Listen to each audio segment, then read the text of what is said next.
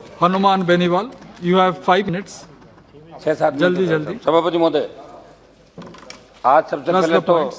मैं आपको धन्यवाद दूंगा कि 193 पे जो चर्चा चल रही खेलों पे उस पर मुझे बोलने का मौका दिया।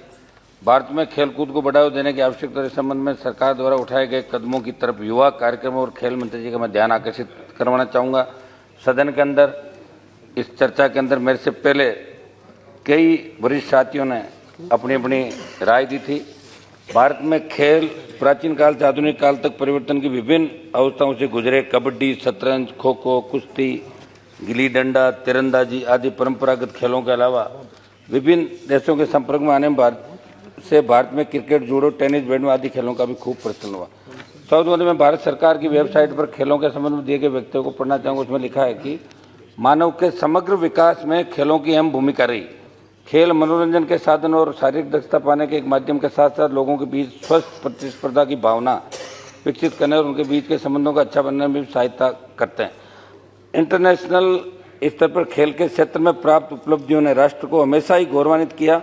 ये बात तो सही है महोदय, लेकिन मैं मंत्री जी को ये बताना चाहता हूँ कि हमें ग्रामीण क्षेत्र में बुनियादी सुविधाओं को बढ़ाना होगा। किस तरह बढ़ाना, किस प्रकार हम गाँव के अंतिम छोर पर बैठे उस प्रतिभाशाली खिलाड़ी को आगे ला सकें जिसके पास वित्तीय संसाधन नहीं है। इस हेतु हमें सोचना होगा। सौद महोदय, आज जब जनसंख्या की बात आती है तो समूचे विश्व में दूसरे नंबर पर भारत का नंबर है। ओलंपिक मेडलों की बात आती है तो हम बहुत पीछे हैं, क्योंकि जो देश ओलंपिक मेडल लाने में अग्रणी पंक्ति में खड़े हैं, चाहे वो चीन हो जिसकी जनसंख्या हमसे अधिक है, या और उन देशों में एक तेज स्पोर्ट्स ट्रेनिंग स्कूलों का मॉडल है जिसके जरिए उसका पैसा ट्रेनिंग पर ही खर्च होता है। इस वर्ष के बजट में खेल मंत्रालय को 3062.60 करोड़ रुपए का प्रावधान किया गया, जो 21-22 के बजट अनुमान की तुलना में 11.08% अधिक है। ये बात सही है कि अपने खेलो इंडिया सहित कई योजनाओं के माध्यम से खेल क्षेत्र में व्यापक सुधार की कोशिश की है, लेकिन ओलंपिक मेडल लाने में हम पीछे क्यों हैं, इस पर गंभीरता से सोचना होगा।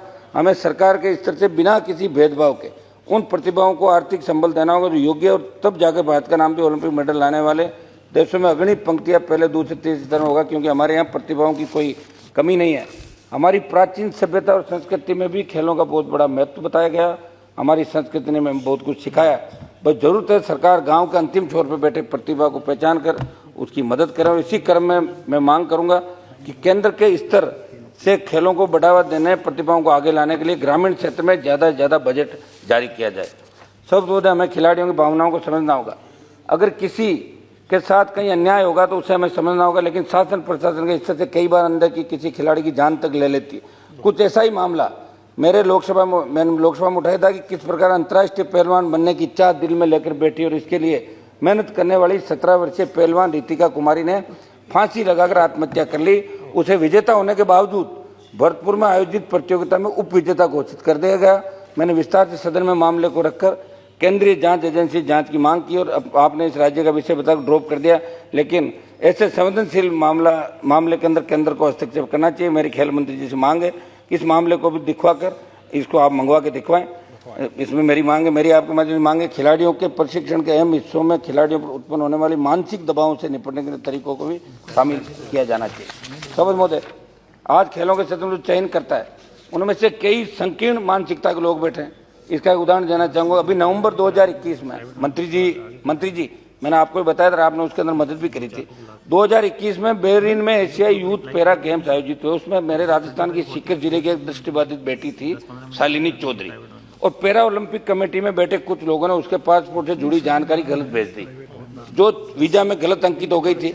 मैंने आपसे बात करी, आपने करवाया, लेकिन तब तक उसका एक मैच हो चुका था वहां पे। ये अपने यहाँ की जो गलतियां थी आपके डिपार्टमेंट की, ऐसे मामलों में आप जांच करा के जो भी दोषी हो उनके खिलाफ कार्रवाई, ताकि आइंदा जैसी घटनाओं की पुनरावृत्ति नहीं हो देश के अंदर। ये बहुत बड़ी बात है सर। मैंने पत्र लिखा, आपने मदद भी करी। ऐसी इरादतन त्रुटि के कारण कैसे हम प्रतिभाओं का नुकसान होने दे रहे हैं, इस पर सरकार को ध्यान देने की आवश्यकता है। मेरी प्रमुख मांगे रहेगी सभा महोदय, मेरे संसदीय क्षेत्र नागौर जहाँ से मैं आता हूँ, सेंट्रल स्पोर्ट्स यूनिवर्सिटी खोली जाए और वहाँ यूथ हॉस्टल के लिए जमीन उपलब्ध है, 4 दीवारें भी बनाई। आप यूथ हॉस्टल की भवन निर्माण का बजट जारी करें। मैंने आपसे व्यक्तिगत निवेदन भी किया था, और आप क्योंकि खुद नौजवान हैं, नौजवानों की राजनीति करें, हमारा ध्यान भी पूरा रखते हैं, तो नागौर को आप विशेष रूप से लिखें। राष्ट्रीय व अंतर्राष्ट्रीय स्तर के भारतीय खिलाड़ियों के कल्याण के लिए आपकी पंडित दीनदयाल उपाध्याय राष्ट्रीय कल्याण कोष योजना चल रही है। इसमें आप आर्थिक तंगी में रहने वाले खिलाड़ी 5 लाख रुपए तक मदद करते हैं। इसमें राशि को 15 लाख रुपए बढ़ाकर एक मिनट प्लीज कोऑपरेट। एक मिनट सर, 15 लाख करवाने का कराएं सर। पर्वतारोही मंत्री महोदय, पर्वतारोही बहुत ज्यादा गाँव के बच्चे इसके अंदर बहुत ज्यादा आकर्षित हो रहे हैं, लेकिन आर्थिक संसाधनों का अभाव में सरकारी उनको मदद नहीं मिलती। मेरी मांग रहेगी कि पर्वतारोही के लिए सरकार के स्तर से 10 लाख रुपए से अधिक आर्थिक मदद देने का प्रावधान बनाया जाए, क्योंकि इससे खर्च बहुत आता है। राष्ट्रीय खेल हॉकी को बढ़ावा देने की दिशा में कारगर कदम उठाया जाए। एक मिनट में समाप्त करूँ, मैं कुछ डिमांड है मेरी सर। प्रत्येक जिला मुख्यालय पर प्रत्येक जिला में आधुनिक सुविधाओं युक्त मैदान विकसित किए जाए। कबड्डी को ओलंपिक में शामिल करने के लिए भारत पैरोकारी करें। गाँव के परंपरागत खेलों को बचाने की दिशा में कार्य किया जाए। लास्ट है मेरा, आर्थिक कमी के कारण तीरंदाजी क्षेत्र के प्रतिभाशाली खिलाड़ियों के पास धनुष नहीं है, शूटिंग के क्षेत्र की प्रतिभाओं के पास संसाधन नहीं है। वो MP MLA के पास आते हैं कि आप नया धनुष हमें दिलाओ, हमें पिस्टल दिलाओ, बंदूक दिलाओ। तो हम केंद्र को ऐसे मामलों पर भी ध्यान देने की आवश्यकता है। रितेश पांडे जी, लास्ट है मेरा, 1 गोल्ड, इसमें हम मदद करेंगे, 2 रजत व 4 कांस्य पदक हमें प्राप्त हुए हैं।